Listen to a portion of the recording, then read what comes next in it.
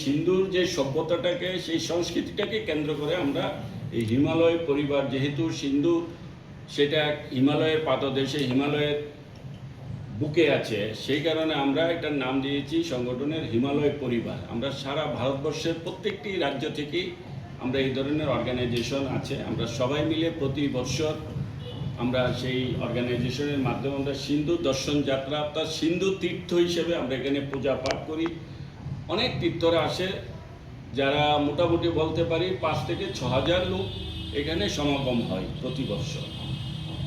আমরা ত্রিপুরা থেকে আজকে প্রায় বিগত এখানে দিদিরা আছে প্রায় 14 বছর। আমি এটাতে যোগদান করেছিলাম 2002 সনে, যেটা আমাদের প্রাক্তন যে উপ প্রধানমন্ত্রী ছিলেন আমাদের LK আদবানি, লালকৃষ্ণ আদবানিজি, ওনার হাত ধরে সেটা এই সিন্ধু ঘাট উদ্বোধন হয়েছিল। এখানে যদি কেউ লেহ লাদাখ যায়, যেটা হয়েছে সেটা হচ্ছে লেহ লাদাখ, সেখানে যদি যায় আমাদের তরফ থেকে কেউ যদি ঘুরতে যায়, দেখতে যায়, আমরা এখানে একটা সিন্ধু ভবনও বানিয়ে রেখেছি। একদম অল্প স্বল্প খরচ এখানে থাকতে পারে, খেতে পারে। লেহ লাদাখে যারা ঘুরতে যায় সেটা আমরা একটা অর্গানাইজেশনের ব্যবস্থা করে নিই। প্রতি বছরে যাই 50 থেকে 60 জন এই যাত্রী হিসাবে, সিন্ধু দর্শন যাত্রী হিসাবে যাই সবাই। এবারও এইরকমই যাচ্ছে।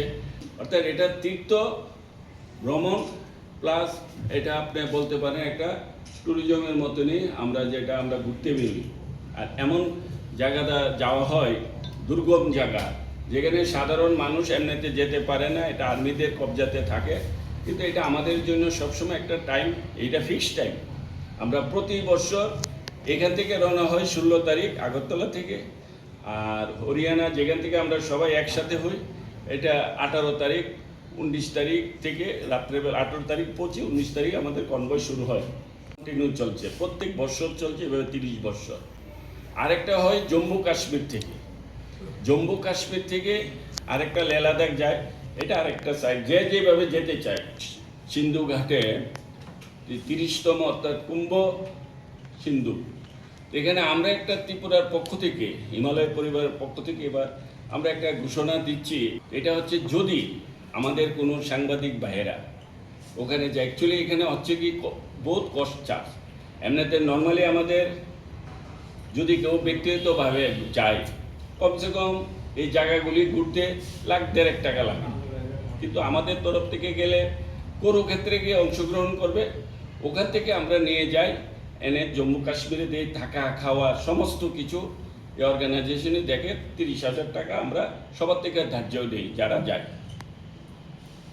তো এবার আমরা আমাদের কিছু ত্রিপুরা রাজ্যে যারা সাংবাদিক আছে তারা যায় না, অনেক রাজ্যের সাংবাদিকরা যায়, কিন্তু প্রত্যেক বছর আমরা দেখি। যদি কেউ আপনারা যান তাহলে আমাদের দুজনের সাথে, আমাদের প্রেসিডেন্টের সাথে আপনারা নাম লিখবেন, আমরা আপনাদেরকে ফ্রিতে নেব। আপনারা ওই জায়গা থেকে যোগদান করতে হবে।